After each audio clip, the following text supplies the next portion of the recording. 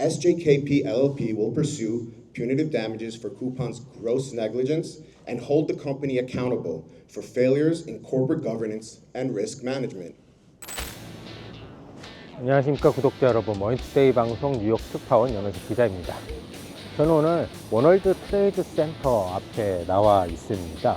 이곳에 제가 온 이유는요, 최근 한국을 떠들썩하게 한 사건이 있었죠. 바로 쿠팡의 대규모 개인정보 유출 사건인데요. 한국의 대륜이라는 로펌이 최근 뉴욕에 지사를 세웠거든요. 그 지사에서 미국에 이제 집단 소송을 하기 위한 기자회견을 연다고 해서 오늘 이 현장에 나와 봤습니다. 그러니까 미국에서는 그 쿠팡 사태와 관련해서 어떤 조치를 취할 예정인지 한번 알아보도록 하고, 쟁점이 무엇이고 이런 것도 한번 현장에서 분석해 보고자 합니다. 저는 지금 이제 로펌으로 가는 길인데, 쿠팡은 지난 6월 24일부터 비인가 접근이 시작됐고 이게 한 5개월 동안 이어졌다고 밝혔습니다. 그래서 11월 29일 공식적으로 약 3,370만 개의 개인정보가 유출됐다고 발표했죠. 이름, 전화번호, 주소, 주문 내역까지 경제 활동을 하는 전 국민의 개인정보가 털렸다고 해도 과언이 아닙니다. 또 더 큰 문제는 퇴사자가 이 인증키가 폐지되지 않은 채 이렇게 방치됐다는 점, 즉 중대한 내부 통제가 실패했을 가능성도 있다는 거고요. 현재 한국에서는 개인정보법 위반으로 집단 소송 움직임이 있습니다. 그래서 한국에서는 집단 소송, 개별 손해배상 최대 5배에 해당하는 징벌적 손해배상, 이 정도의 움직임이 있는 것 같은데요. 그리고 이 소송과 연계가 돼서 지금 바로 이런 미국에 있는 쿠팡, 델러웨이에 있는 쿠팡 INC에도 압박을 넣겠다라는 것이 여기 SKJP의 생각인 것 같습니다. 현재 한국에서도 대륜이라는 곳에서 집단 소송을 준비하고 있고 형사를 소송을 했고요.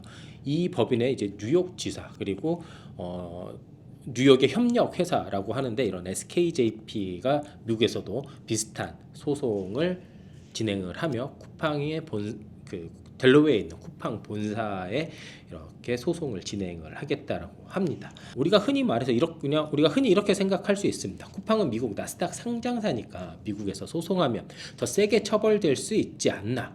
근데 사실 이게 그냥 일반적인 상황에서는 거의 불가능한 상황입니다. 미국에서 일단 기본적으로 소비자 정보 유출 소송이 성립을 하려면요, 피해자가 미국 거주자여야 하고 정보가 미국에서 수집이 돼야 됩니다. 그리고 미국 내 피해가 발생해야 합니다. 하지만 쿠팡의 정보 유출은 거의 대부분 이제 한국 사용자 데이터잖아요. 그리고 실제로 플랫폼도 한국에서만 이루어져 있고 한국에서만 이런 데이터가 대부분 수집이 됐죠. 한마디로 미국 소비자가 아니라는 이야기입니다. 그래서 미국 법원에서 이 사건에 대해서 관할권 없음으로 볼 확률이 굉장히 큽니다. 그렇기 때문에 한국에서 데이터 유출이 됐고 한국인이 미국에서 소비자 집단 소송을 과연 제기할 수 있냐 없냐라는 의문점을 많이 갖게 됐는데요.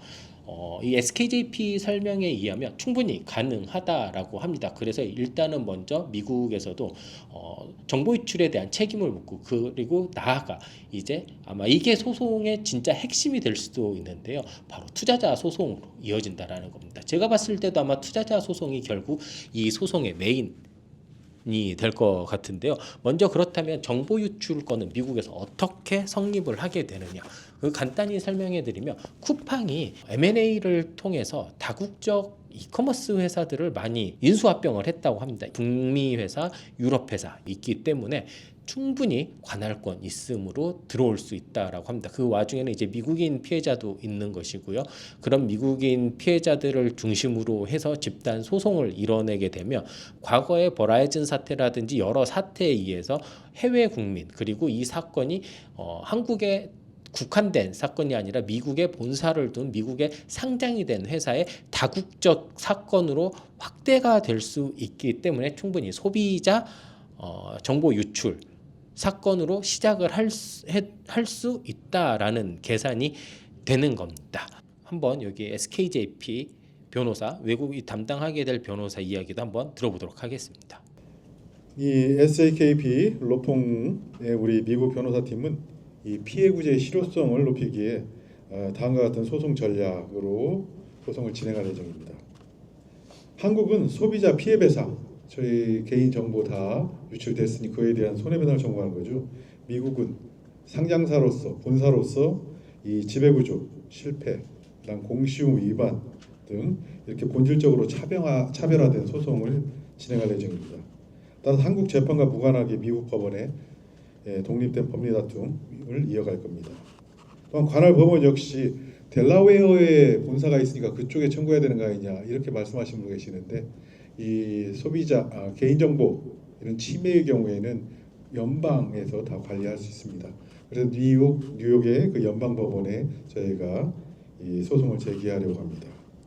일단 소비자의 정보 유출 사건으로 시작을 한다고 하지만 결국에 이 소송의 핵심은 투자자 소송이 될 것 같습니다. 쿠팡과 조금 비슷한 사례들로 처벌받은 기업들도 뭐 다들 아시겠지만 한번 말씀을 드리면요. 우선 에퀴팩스입니다. 미국의 3대 신용평가사 중에 하나로 미국인 신용정보를 모두 진 회사라고 알고 계시면 됩니다. 미국인 신용점수, 대출, 신분정보 등 가장 민감한 정보들을 보유한 회사였고 2017년에 약 1억 4천만 명이 넘는 정보가 유출됐습니다. 여기서는 이제 패치 지연, 그러니까 내부 통제 실패가 직접적 원인이었고요. 합의금으로 이제 4억 달러 이상이 소요가 됐습니다. 아마 이게 보안 실패, 내부 관리 부실의 상징적 사례인데요. 지금 쿠팡과 굉장히 비슷한 사례로 알 수 있습니다. 그 다음으로 이제 솔라윈즈라는 회사도 있습니다. 이거는 이제 뭐 솔라윈즈라 그래서 저도 처음에 태양광 그다음에 풍력회사인 줄 알았는데 아닙니다. 기업과 정부기관의 네트워크 관리 소프트웨어를 공급해주는 회사입니다. 2020년 업데이트 과정에서 악성 코드가 삽입이 돼서 미국 정부기관, 마이크로소프트 등 전 세계가 동시에 이렇게 뚫렸었는데요. 사고 자체도 이때 당시 굉장히 충격적이었다고 합니다. 하지만 회사가 보안이 최고 수준이라고 과장 공시를 했다라고 해요. 이것 때문에 이제 투자자 집단 소송이 제기가 돼서 책임을 묻게 됐는데요. 만약에 쿠팡이 보안, 내부 통제가 잘 된다라고 했던 게 이제 공시가 돼 있었다. 솔라윈지처럼 미국에서는 허위 과장 공시 책임을 물을 수 있게 됩니다. 이제 마지막으로 뭐 야후와 페이스북 사례가 있는데요. 야후 같은 경우에는 데이터 유출을 몇 년 동안 숨겨왔습니다. 그러면서 이제 투자자 소송을 하면서 중요한 사실을 은폐했다라는 게 SEC 조사 결과 나타나서 벌금 수백만 달러의 벌금을 또 부과를 하게 됐고 매각가도 굉장히 많이 깎이게 됐습니다. 야후 같은 경우에는요, 우리 돈으로 한 4,800억 원 정도의 매각가 삭감도 있었다고 합니다. 마지막으로 페이스북 사건을 간단하게 말씀드리면 제3자 업체가 이용자 정보를 무단 수집해 이제 정치적으로 악용한 걸 이제 방조했다라는 건데요. 이건 IT 사상 최대 벌금입니다. 50억 달러, 그러니까 6조 5천억 원 정도의 과태료 폭탄을 맞았고요. 집단 소송에도 7,250만 달러, 가액이 7억 2,500만 달러까지 증가했다라고 합니다.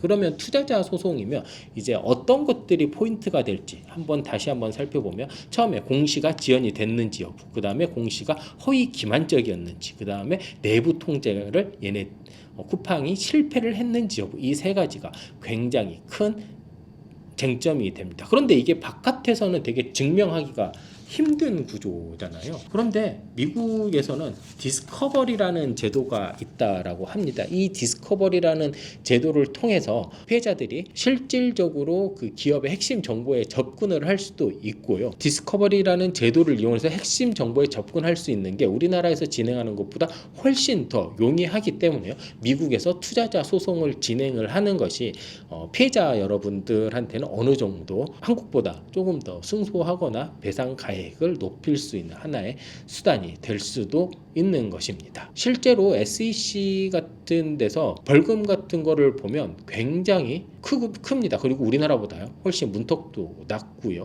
야후 같은 경우가 3,500만 달러, 이퀴팩스가 4억 달러 이상, T모바일이 5억 달러 정도 이렇게 과징금 부과를 받았거든요. 이런 흐름을 보면 쿠팡이 만약에 미국에서 증권 소송을 당한다라고 하면 수천만 달러에서 수억 달러 규모의 리스크가 있게 됩니다. 특히 내부 통제 실패나 공시 지연이 인정되면 사건은 더 커지겠죠. SEC 과징금은 물론 투자자들한테 손해배상도 해야 될 거고요.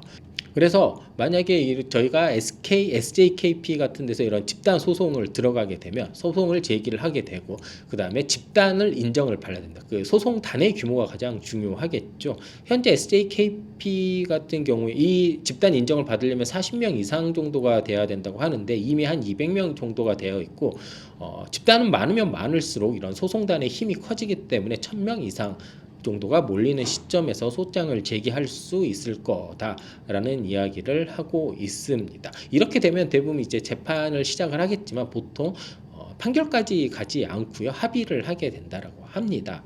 많은 부분 이제 합의를 하게 되면 합의금 이제 풀이 생성이 되고 그 동안에 했었던 게 차등으로 지급이 되기도 하겠죠. 미국에서는 집단 소송이 진행이 될 경우에 집단 소송에 참여하지 않아도 나중에 인정받을 수 있는 제도가 있지만 SJKP 설명에 따르면 소송에 참여하는 사람과 참여하지 않는 사람이 받는 금액은 확실히 좀 차이가 있다라고 합니다. 그리고 투자자들은 일일이 자신들의 손해를 증명할 필요가 없이 자동으로 이렇게 인정이 될 경우에 자동으로 이제 배상하는 시스템이 된다고 하거든요. 그러니까 간단히 정리하면 쿠팡 개인정보 유출은 한국에서 소비자 집단 소송으로 이루어지고 지금 쿠팡이 여러 M&A 사건이 있었기 때문에 그거를 기반으로 미국에서도 이런 소비자 집단 소송이 이어지면서 핵심 투자 쟁점으로 증권 소송 그러니까 투자자 소송까지 이어질 수 있다. 여기에서 예를 들어 공시지연, 허위 공시, 내부 통제 실패까지 인정이 되면 SEC 조사, 투자자 소송, 그 다음에 최대 수억 달러 규모의 합의 가능성까지 있다라고 합니다. 한국에서 소비자 피해, 미국에서 투자자 보호 문제가 핵심이 될 것으로 이렇게 생각이 되는데요. 이런 생각을 한번 해봅니다.